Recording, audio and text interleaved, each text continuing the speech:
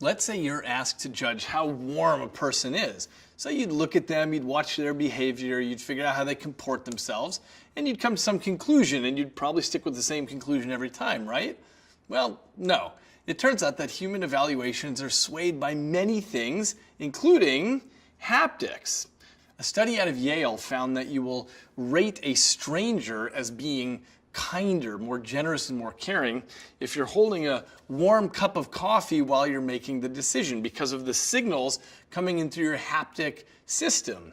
And in fact, even something as fundamental as your relationship with your mother, you will judge to be closer if you're holding a warm cup of coffee than if you're holding an iced coffee. So the feeling of warmth and cold on our system of touch influences decisions that are completely unrelated.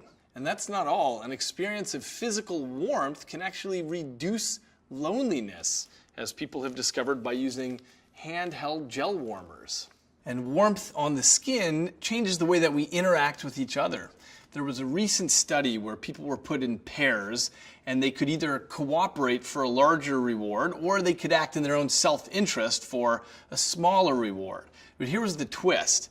The pairs of people were given a warmed up hand warmer to hold while they were doing their interactions, and a control group was given the same thing, but they were cooled off. They weren't warm. And what happened is those that were holding the warm hand warmer were more cooperative. It works in reverse too. People who are given the cold shoulder in a social situation end up judging the room to be literally chillier. Why does all this happen? Well, it's because our cognition, how we understand the world and understand other people, has everything to do with our physical bodies. It's these signals upon which our vocabulary and our emotions are built. Physical warmth is the basis by which we judge interpersonal warmth. And that's why there's so much crosstalk when we're dealing with haptics and when we're dealing with social judgments. Warmth is just the beginning of the story of haptic influences on our decision making. It turns out that across many different qualities of touch, your judgments will get tilted. A 2010 study showed that if you're making a judgment about a potential candidate and you read their resume, you're more likely to be impressed by the candidate if you're reading it on a heavier clipboard. Now the thing is, this is totally incidental to the judgment you're supposed to be making, but you take the candidate more seriously when you're feeling something heavier. You don't find them friendlier or kinder, you just find them weightier.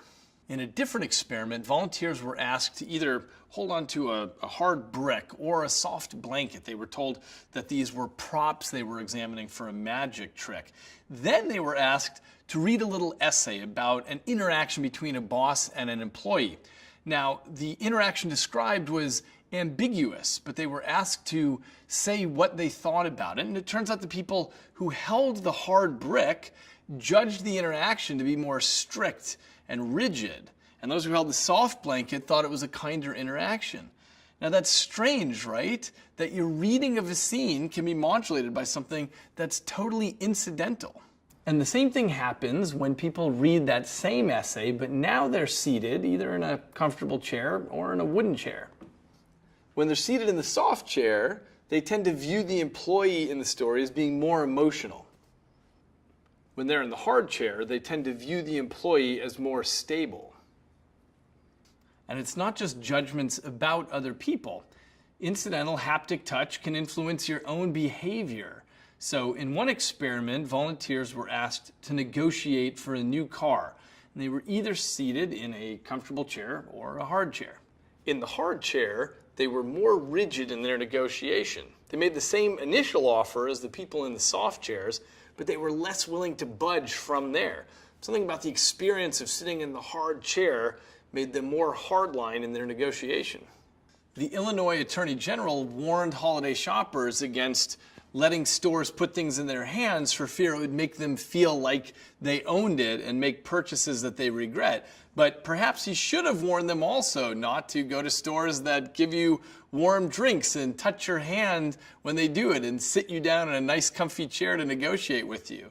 In all of these cases, touch sways decision making.